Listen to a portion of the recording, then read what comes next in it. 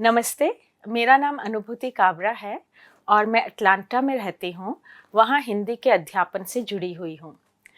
इस बार मुझे Fulbright Hays GPA curriculum development program का हिस्सा होने का एक स्वर्णिम मौका मिला, जिसके लिए मैं बहुत ही खुश और आभारी हूँ। इस बार हमारे कार्यक्रम का टॉपिक था narratives of diversity performed through storytelling and encoded in architectural sites of India। इस प्रोग्राम के तहत हमारी यात्रा शुरू हुई औरंगाबाद से। औरंगाबाद में हमने अजंता एलोरा की गुफाएं देखी और वहाँ के अद्भुत नज़ारे देखकर हम दंग रह गए। इस प्रोग्राम में हम खजुराहो भी गए थे। खजुराहो में और एलोरा में हमने जो मंदिर देखे और वहाँ की शिल्पकला देखी, उसे देखकर हम इतने अभिभूत हुए कि कैसे उस समय में लोग इतनी अच्छी मूर्तियाँ बना देते थे और कहानियाँ मूर्तियों के ज़रिए बता देते थे। आजकल के बच्चे लिखने में भी कोताही करते हैं, तो मैं अपने विद्यार्थियों को यह बताना चाहूँगी कि कैसे उस समय में कहानियाँ उन्होंने इतनी मेहनत से नक्काशी करके सुनाई हैं और अब आप कम से कम उनको लिख तो सकते हैं, पढ़ तो सकते हैं और समझ तो सकते हैं। औरंगाबाद के बाद निकले हम मुंबई की ओर। मुंबई में हमने हिंदुस्तानी प्रचारिणी सभा में एक गोष्ठी में हिस्सा लिया और वहाँ पर हमें कई लोगों से मिलने का मौका मिला और बहुत कुछ सीखने का मौका मिला। साथ ही में हमने वहाँ धारावी का भी दौरा किया और धारावी में जो हमने देखा वह देखकर हमारी आंखें खुली रह गई। धारावी का जो उत्साह था, जो काम करने की लगन लोगों में थी, वह देखकर इतनी प्रेरणा मिली कि वह हम अपने विद्यार्थियों को बताने चाहेंगे। किसी भी तरह से रहकर अगर आप में उत्साह हो, अगर आप में लगन हो, तो आप कोई भी कार्य कर सकते हैं। आप किसी भी राष्ट्र के निर्माण में सहयोग दे सकते हैं। वह उसका जीवंत उदाहरण हमें वहाँ देखने को मिला। मुंबई के बाद निकले हम भोपाल की ओर। भोपाल झीलों की नगरी है, यह मुझे पता नहीं था। भोपाल ने हमें कई आयामों में भौचक्का कर दिया। भोपाल में सब कुछ है, नैसर्गिक सुंदरता, सांस्कृतिक समृद्धता, साहित्यिक समृद्धता और प्रागैतिहासिक चित्रकारी। भोपाल में हमने देखा दुष्यंत पांडुलिपि संग्रहालय।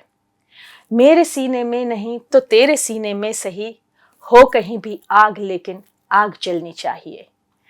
यह दुष्यंत कुमार जी के द्वारा लिखी गई पंक्तियाँ जो मुझे बहुत पसंद हैं और यह आज के ज़माने में बहुत बड़ा संदेश देती हैं कि हम कोई से भी कार्य का बीड़ा उठाएं, जितना भी छोटा हम उसमें सहयोग कर सकें, हमें करना चाहिए।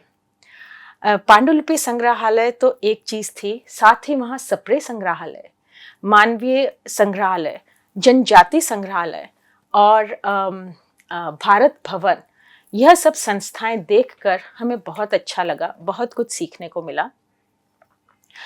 भोपाल ही में हमने RNTU रविंद्रनाथ टैगोर यूनिवर्सिटी में हमने होरी का प्रोग्राम देखा।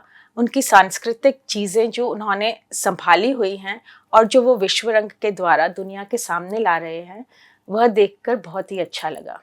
भोपाल के बाद निकले हम खजुराहो की ओर। जैसा कि हमने अजंता एलोरा में देखा था भारतीय शिल्पकला, यहाँ भी हमने वही देखा। इतने सुंदर मंदिर, इतने प्राचीन मंदिर किस काल से हमसे बातें कर रहे हैं, कहाँ की कहानियाँ अपने में समेटे हुए हैं। उनको देखते ही मन में यह विचार आया कि कैसे वे अनायास इतने सारे मंदिर यूं ही निर्मित कर देते थे। आजकल के जो मेरे विद्यार्थी हैं, जब हम उन्हें देखते हैं, वो लिखने में बहुत कामचोरी करते हैं, कोताही करते हैं। मैं उन्हें बताना चाहूँगी कि कैसे उस ज़माने में इन मंदिरों का निर्माण करा गया था। शायद कोई शिल्पकार किसी पत्थर को देखता होगा तो उसे अपनी छैनी हथौड़ी चलाने का मन होता होगा। तो उनसे प्रेरित होकर आजकल के बच्चों को मैं ये कहना चाहूँगी कि वे भी अपनी कलम चलाएं और पढ़ें। घाटों का शहर है बनारस। सुबह के नौका विहार से हमें सभी घाटों से परिचय होने का परिचित होने का मौका मिला। कुछ घाट जहाँ हम जा पाए, दशाश्वमेध घाट और ललिता घाट, वहाँ से शाम को बनारस का दृश्य ही अलग होता है। बनारस जाकर इंसान कई चीज़ें सोचने को बाध्य होता है। इसकी प्राचीनता और विरासत हम अपने करिकुलम में पिरोना चाहेंगे। बनारस में हमें नागरी प्रचारिणी सभा में भी जाने का मौका मिला। वे हिंदी साहित्य और देवनागरी लिपि की उन्नति के लिए बहुत अच्छा कार्य कर रहे हैं। साथ ही हमें जाने का सौभाग्य मिला भारतेंदु हरिश्चंद्र के घर में, जहाँ भारतेंदु हरिश्चंद्र को आधुनिक भारतीय साहित्य का जनक माना जाता है। उनके घर में बैठकर उन दीवारों के बीच में कुछ समय बिताने पर हमें लगा जैसे हम उनकी भी आवाज़ सुन पा रहे हैं। दिल्ली में हमें Indira Gandhi national centre of arts के तत्वावधान में कई चीज़ें सीखने को मिली। यहाँ पर हमारे कई सेशंस हुए और बहुत सी सुंदर डॉक्यूमेंट्रीज़ और प्रेजेंटेशंस हमने देखे। साथ ही हमें प्रधानमंत्री संग्रहालय और राष्ट्रपति भवन जाने का भी स्वर्णिम मौका मिला। इतना इतिहास, इतनी सुंदरता, इतनी समृद्धि हमारे देश में है। हम चाहते हैं कि इनमें से जितनी भी अच्छी बातें हमने सीखी हैं वह हम अपने बच्चों को सिखाएं। इन सभी चीज़ों से प्रेरित होकर हम एक करिकुलम बनाना चाहेंगे, लेसन प्लान्स बनाना चाहेंगे और आशा करते हैं कि जल्दी ही इन्हें अपने बच्चों को अमेरिका में पढ़ाएंगे। ये इतनी सुंदर यात्रा थी और हमारे इतने नए दोस्त बने। मैं तहे दिल से अशोक जी और गैब्रिएला जी को धन्यवाद देना चाहूँगी। साथ ही मैं धन्यवाद देना चाहूँगी मेरे दल के सभी सदस्यों को और हमारी टीम के विनोद जी, मनोज जी और राजेश जी को, जो साथ में हमेशा हमारे साथ रहे और इस यात्रा को इतना सुंदर बनाया। मैं धन्यवाद देना चाहूँगी Fulbright Hays curriculum development program का, जिसने हमें यह सुनहरा मौका दिया और हमें अपने इतिहास, संस्कृति से परिचित करवाया।